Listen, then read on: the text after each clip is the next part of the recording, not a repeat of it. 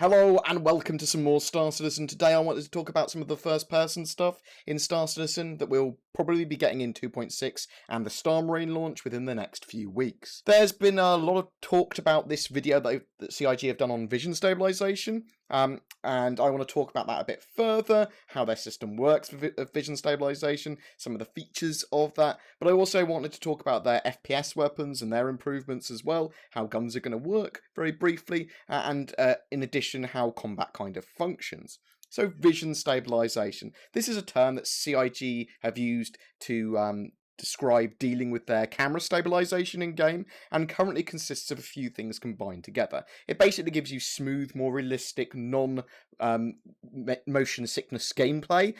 In real life, your eyes and brain stabilize your vision to interpret and perceive what you're doing or running around doing as stable. That's in real life. But in game, if you were translating mocap, so basically stuck a camera on your head and then ran around, if you watched back that footage, it would wobble all over the place like an earthquake. Eye stabilization is one of the things that CIG use for this. This allows for some stability and is pretty easy to implement from their point of view. A point in the distance is your focal point, and you aim at that with your mouse effectively. This gives you much more stable images and alignment. They counter-rotate the camera with this as well, so that you don't get so much wobble, and this eliminates around 80% of the motion that you don't want in camera noise. It's not perfect though.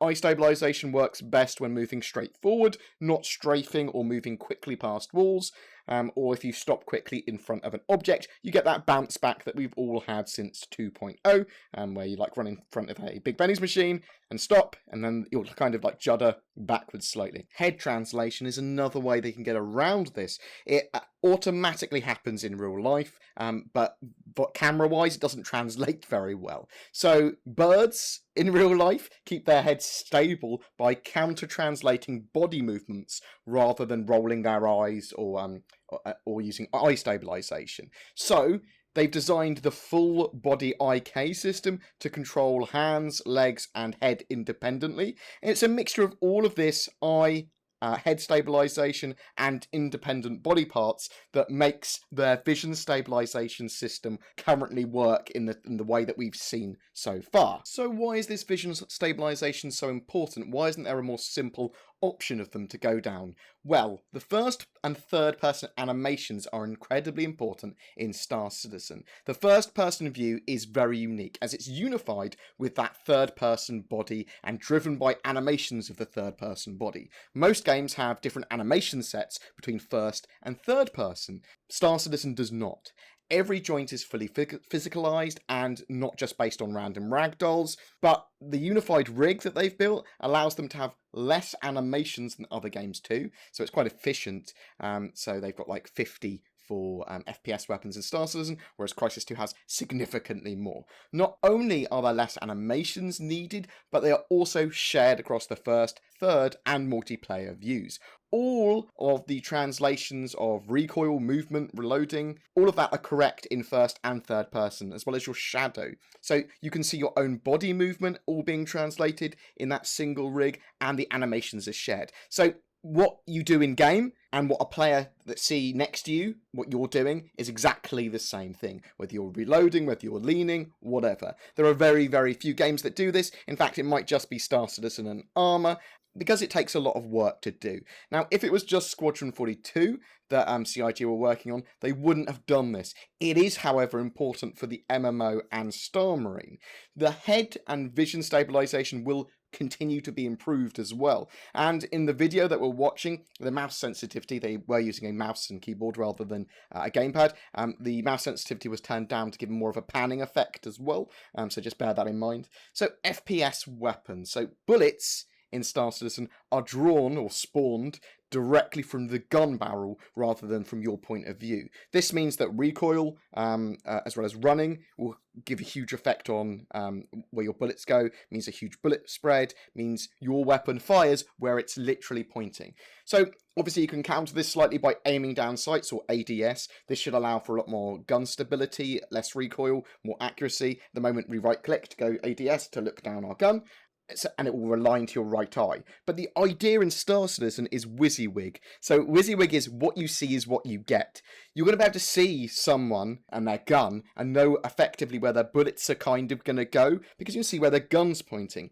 And you'll see their animations doing what they're doing in game. That's all shared from first person to third person. I know I'm hammering that home, but it's really important to understand that. That's a major system in Star Citizen that I don't think we've talked too much about. In regards to new FPS weapons, though, for 2.6, they are giving current ones a polish pass and conforming them to their manufacturer style guides, so expect all weapons to have more of a unique feel based on their manufacturer in-game. There has been a variety of other weapons talked about that they are definitely working on, whether it be modular weapons, so sights and bits and bobs that you can attach to weapons. They've also talked about a new ballistic shotgun, new ballistic SMG or rifle.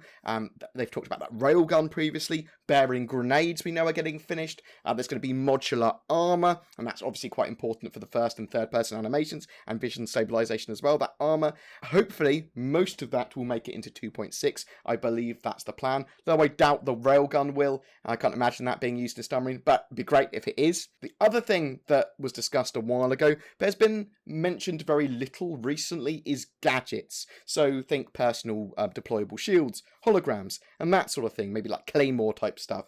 Both them and melee attacks are very important for me, so hopefully we'll see them in 2.6.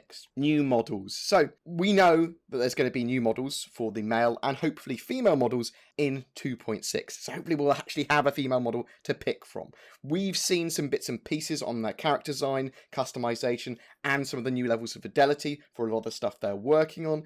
I would love to have full character customization or even a small amount of character customization in 2.6, so we're going to have to hope for that. My current mantra though is we'll have to wait for the 9th of October CitizenCon to see more. But it's going to be pretty damn exciting for Star Marine and the first person side of Star Citizen 2. Anyway, links in the description for pretty much all that we've discussed and the original videos to all of that jazz.